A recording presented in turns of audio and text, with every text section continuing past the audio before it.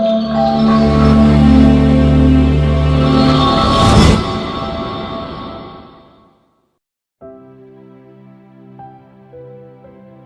बच्चों, कैसे हो आप सब। वेलकम टू आवर चैनल जिसका नाम है गोपाल शर्मा क्लासेस। बच्चों, आज जो हम करने वाले हैं, आज का जो चैप्टर होने वाला है वो बहुत ही इंटरेस्टिंग होने वाला है, जो कि क्लास 12th की हिस्ट्री से है। और चैप्टर का नाम है राजा, किसान और नगर, आरंभिक राज्य और अर्थव्यवस्था, जो कि लगभग 600 ईस्वी पूर्व से 600 ईस्वी तक की कहानी इसके अंदर कवर की जाएगी।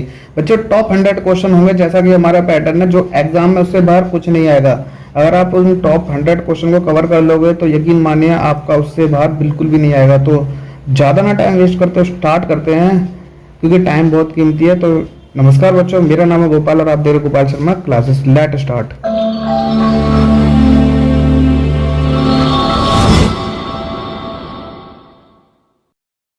तो बच्चों, पहला जो क्वेश्चन है वो ऐसे आ सकता है। 1830 के दशक में ईस्ट इंडिया कंपनी के अधिकारी जेम्स प्रिंसेप ने किन लिपियों का अर्थ ढूंढ निकाला? तो जो इसका आंसर ये है आपके सामने। 1830 के दशक में ईस्ट इंडिया कंपनी के अधिकारी जेम्स प्रिंसेप ने ब्राह्मी और खरोष्टी लिपियों का अर्थ निकाला, जो कि बहुत पुरानी लिपियां थी। और बढ़ते आगे। बच्चों जो नेक्स्ट क्वेश्चन है वो बहुत ज़्यादा इंपॉर्टेंट है एग्जाम के पॉइंट ऑफ व्यू से। तो क्वेश्चन पढ़ते हैं। अभिलेख किसे कहते हैं और ये क्यों बनाए जाते थे? जो बहुत ज़्यादा इंपॉर्टेंट क्वेश्चन है। तो बढ़ते हैं आगे। अभिलेख उन्हें कहते हैं जो पत्थर या धातु या मिट्टी के बर्तन जैसी कठोर सतह पर खुदे होते हैं। इस पर उन लोगों की उपलब्धि, क्रियाकलाप तथा विचार लिखे जाते हैं जो उन्हें बनवाते हैं। अभिलेख स्थायी प्रमाण होते हैं, मतलब ये प्रूफ होते हैं।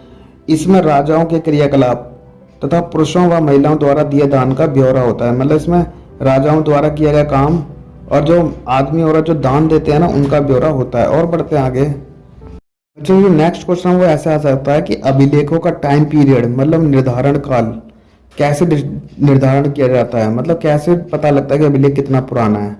तो इसका आंसर है कि कई अभिलेखों पर तारीख खुदी होती थी। कईयों पे तो टाइम डेट डिसाइड होता था, लेकिन जिन पर तारीख नहीं खुदी होती थी उनका पता लेखन शैली के आधार पर किया जा सकता है। जैसे 250 ईस्वी पूर्व में आ को त्रा तथा 500 ईस्वी में यह भा इस प्रकार लिखा जाता था। इसे आप डायग्राम में भी देख सकते हैं।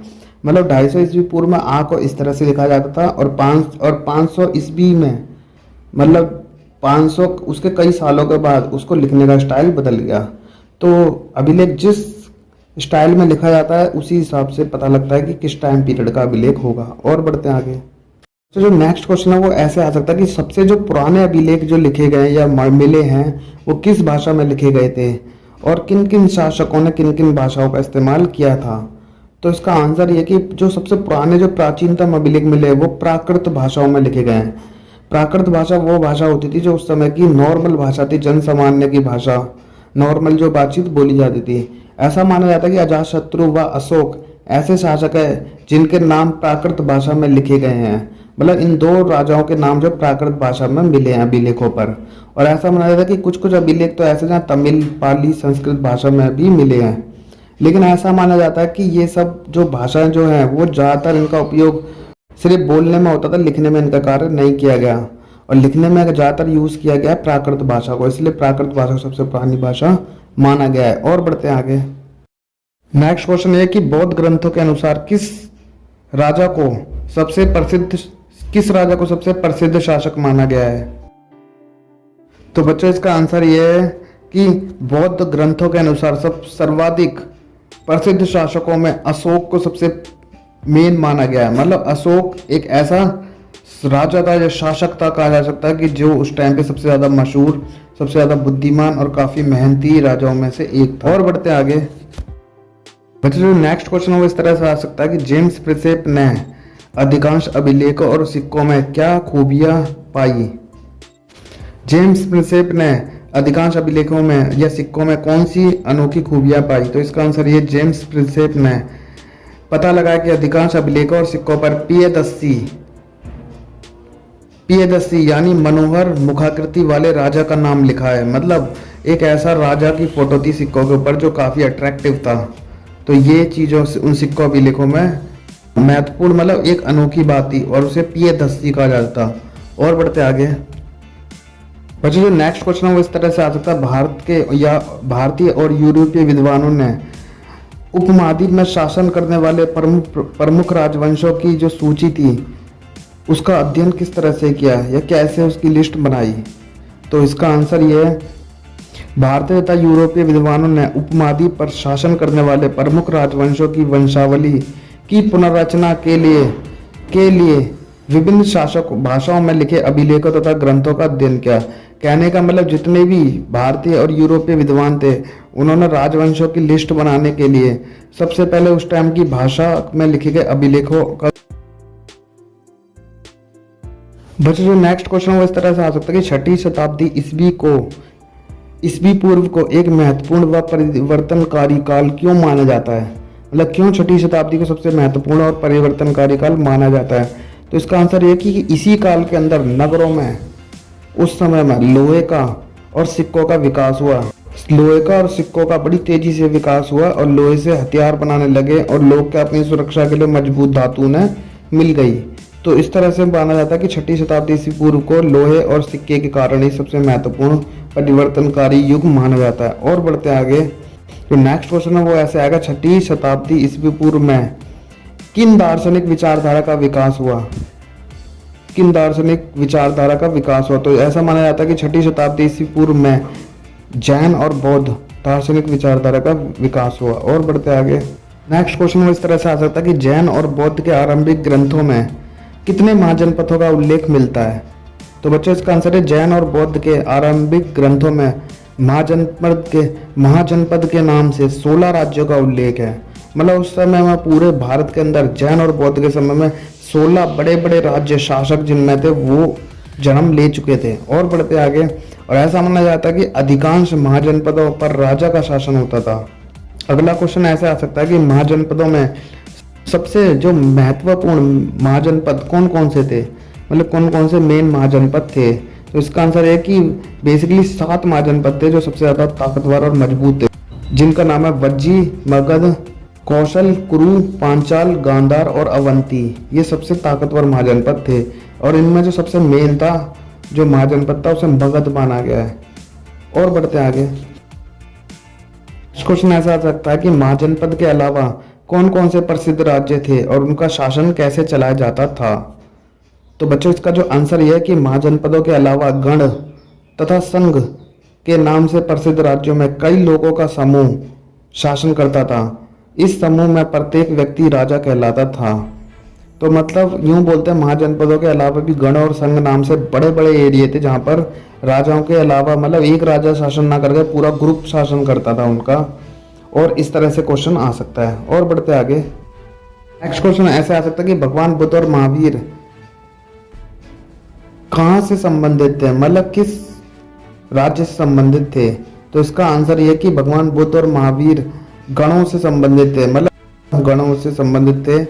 वज्जी तथा संघ की भांति कुछ राज्यों में भूमि सहित अनेक आर्थिक स्रोतों पर राजा गण सामूहिक रूप से नियंत्रण रखते थे।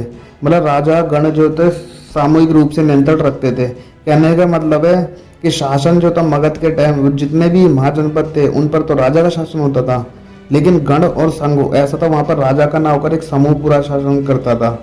जो हम जैसे कि वज्जी और संघ की तरह राज्यों की भूमि में अनेक आर्थिक स्रोतों पर राजा का और गण का मतलब राजा और प्रजा दोनों का सामूहिक रूप से नियंत्रण रहता था। और इसी जगह पर बुद्ध और महावीर भी इनका जन्म हुआ था, इसलिए इनकी विचारधारा तेजी से फैली। और बढ़ते आगे बच्चों नेक्स्ट वन क्वेश्चन ऐसा आ सकता है कि महाजनपद की क्या विशेषता थी, इनकी राजधानी कैसी थी, इनका रखरखाव कैसा था और ये कितने टाइम तक चले। तो इसका आंसर है कि प्रत्येक महाजनपद की एक राजधानी होती थी जिसे प्राय किले से घेरा जाता था। मतलब पूरे किले के इसको चारों ओर बाउंड्री की जाती थी। किलेबंद राजधानियों का रखरखाव प्रारंभिक सेनाओं तथा नौकरशाही के लिए भारी आर्थिक स्रोत की आवश्यकता होती थी। मतलब उनको रखरखाव के लिए काफ़ी पैसे की जरूरत पड़ती थी और ये कर से लिया जाता था। नौकरशाही के लिए भारतीय आर्थिक स्रोतों की आवश्यकता होती थी और ऐसा माना जाता है कि ऐसे राज्य लगभग 1000 सालों तक चले थे। हालांकि फिक्स नहीं, कोई 1000 कोई थोड़ा ऊपर कोई थोड़ा नीचे, लेकिन लगभग 1000 सालों तक ये राज्य चले हैं महाजनपद के। और बढ़ते आगे जो नेक्स्ट क्वेश्चन है वो ऐसा आ सकता है कि जनपद किसे कहा गया है, जनपद किसे कहते हैं। तो इसका आंसर है कि जनपद का अर्थ एक ऐसा भूखंड, जमीन का टुकड़ा होता है जहाँ कोई व्यक्ति अपना पांव रखता है और वहीं बस जाता है। इस शब्द का प्रयोग प्राकृत व संस्कृत भाषा दोनों में मिलता है। मतलब जनपद एक ऐसा हिस्सा है जहाँ पर कोई भी इंसान पहली बार जाता है, उसे वो एरिया अच्छा लगता है और वो वहीं पर ही बस जाता है, तो उसे जनपद कहा जाता है। और उस टाइम पे 600 ईस्वी पूर्व से 600 ईस्वी के बीच में जो ऐसा माना जाता है कि अशोक और बुद्धा के टाइम पे जनपद 16 थे। उस टाइम पे महाजनपद जिन्हें बोला गया कि वो बड़े बड़े 16 राज्य उभर कर सामने आ गए थे। इसे आप बुक में या मैप में भी देख सकते हैं। और बढ़ते हैं आगे। नेक्स्ट क्वेश्चन है वो इस तरह से आ सकता है कि धर्मशास्त्र नामक ग्रंथों का लेखन कब और किसने किया और किस भाषा में किया। तो बच्चों इसका आंसर ये तकरीबन 6ठी शताब्दी ईसा पूर्व में ब्राह्मणों ने संस्कृत भाषा में धर्मशास्त्र नामक ग्रंथों का लेखन किया। नेक्स्ट क्वेश्चन वो इस तरह से आ सकता है कि मगध को सबसे ताकतवर जनपद क्यों माना जाता है।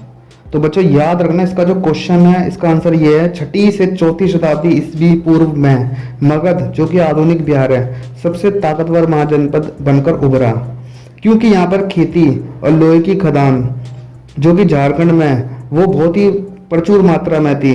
लोहे की खेती से ये फायदा हुआ कि वहाँ पर खाने पीने की समस्या हल हो गई और लोहे की खदान में वहाँ पे अस्त्र शस्त्र बनाना आसान हो गया और वहाँ पर नदियों से आवागमन बहुत ही अच्छी तरह होता था। तो इस तरह से वहाँ पर जो है सबसे ताकतवर जनपद माना गया मगध को। मतलब इस तरह मगध इन्हीं 3 चीज़ों के कारण, और भी वहाँ पर काफ़ी लोग पढ़े लिखे थे, इन सभी चीज़ों के कारण मगध एक ताकतवर जनपद उभर कर निकला। और बढ़ते आगे।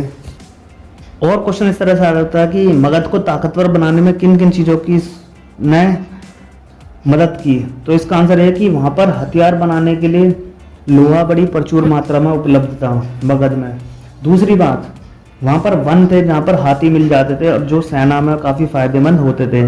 और वहाँ पर गंगा और उसकी सहायक नदियों से आना जाना सस्ता और आरामदायक था। मतलब नदी के रास्ते से ट्रांसपोर्टेशन का जो काम था वो बहुत आसान था, जिसने मगध को ताकतवर बनाने में मदद की। और बढ़ते हैं आगे। नेक्स्ट क्वेश्चन इस तरह से आ सकता है कि बौद्ध और जैन की शिक्षाओं को और नीतियों को किन किन वहां उस टाइम के राजाओं ने लागू किया। तो जो इसका आंसर है ये है बिंबिसार, अजातशत्रु और महानंदपन जैसे कई राजाओं ने जैन और बौद्ध की शिक्षा व नीतियों को लागू किया। और बढ़ते आगे। नेक्स्ट क्वेश्चन इस तरह से आ सकता है कि मगध की प्रारंभिक राजधानी कौन सी थी। तो इसका आंसर है शुरुआत में राजगाह मगध की राजधानी थी, जिसका अर्थ है राजाओं का घर। यह पहाड़ियों के बीचों बीच एक किलेबंद नगर था। मतलब एक ऐसा नगर जो पहाड़ियों के बीच में पड़ता था और पूरा किलेबंद था। इसे आप डायग्राम में भी देख सकते हैं। और बढ़ते हैं आगे। नेक्स्ट क्वेश्चन इस तरह से आ सकता है कि 4ठी शताब्दी ईस्वी पूर्व में मगध की राजधानी कौन सी थी जो नई राजधानी बनी थी। तो याद रखना, इसका आंसर है 4ठी शताब्दी ईस्वी पूर्व मगध की राजधानी पाटलिपुत्र थी। मतलब स्टार्टिंग की जो राजधानी थी वो राजगाह थी, लेकिन बाद में इसे पाटलिपुत्र में ट्रांसफर कर दिया गया। और बढ़ते हैं आगे। नेक्स्ट क्वेश्चन इस तरह से आ सकता है कि मौर्य सम्राट जो थे उनके पास किस तरह से सेना थी। मतलब उनकी सेना के बारे में बताइए और वो किस तरह से उनको कंट्रोल करते थे। तो जो इसका आंसर है वो यूनानी स्रोतों के अनुसार यह पता लगा कि मौर्य सम्राट के पास लगभग 6 लाख पैदल सैनिक थे, 30,000 के करीब उनका घुड़सवार थे और 9,000 लगभग हाथी थे। ऐसा माना जाता है कि हाथियों को जो कंट्रोल करने के लिए वो बड़ी जंजीर रखते थे, महावत रखते थे, वनवासी थे और सीमा रक्षकों की मदद ली जाती थी उन्हें पकड़ने के लिए। इसके लिए 5-7 हथनियों के गोबर का भी इस्तेमाल किया जाता था। नेक्स्ट क्वेश्चन इस तरह से आ सकता है कि मौर्य साम्राज्य कितने वर्षों तक चला, जो कि CBSE के अकॉर्डिंग है, और उसके बाद क्या हुआ। तो इसका आंसर है मौर्य साम्राज्य बहुत ही ज़्यादा महत्वपूर्ण था, लेकिन फिर भी मौर्य साम्राज्य बहुत ज़्यादा महत्वपूर्ण था, लेकिन फिर भी वो 150 वर्षों तक ही अस्तित्व में रहा तथा यह उपमहाद्वीप में सभी इलाकों में नहीं फैल पाया था। दूसरी शताब्दी ईस्वी पूर्व आते आते उपमहाद्वीप में कई हिस्सों में नए राजा और रजवाड़े स्थापित होने लगे। और बढ़ते आगे। जो नेक्स्ट क्वेश्चन है वो इस तरह से आ सकता है कि मौर्य साम्राज्य एक महत्वपूर्ण साम्राज्य क्यों माना जाता है।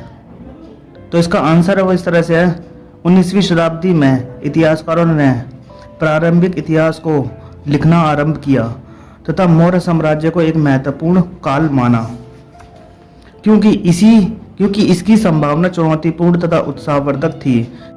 मतलब ये साम्राज्य काफी चुनौतीपूर्ण रहा था और काफी उत्साहवर्धक था, एडवेंचरस जिसे कह सकते हैं, इसीलिए इसको बहुत महत्वपूर्ण माना। और बढ़ते आगे, तो बच्चों जो नेक्स्ट क्वेश्चन है वो इस तरह से आ सकता है कि विभिन्न राजा एक दूसरे से किस प्रकार अलग थे और अशोक को सबसे महत्वपूर्ण राजा क्यों माना जाता है। तो इसका आंसर ये कि इतिहासकारों ने पता लगाया कि अभिलेख पर अंकित शिक्षाएं एक दूसरे राजाओं के अभिलेख से बिल्कुल अलग है, और उन्हें यह पता लगा कि अशोक दूसरे शासकों की तुलना में बहुत बलशाली और मेहनती सम्राट था। इसमें कोई हैरानी की बात नहीं कि 20वीं सदी के राष्ट्रवादी नेताओं ने भी अशोक को ही प्रेरणा स्रोत माना। तो बच्चों ये वीडियो थोड़ा लॉन्ग ना हो जाए, इसीलिए इस वीडियो को यहीं पर ही समाप्त करते हैं, और इस वीडियो का सेकंड पार्ट जो होगा उसके अंदर बाकी के जो रेस्ट क्वेश्चन कवर किए जाएंगे।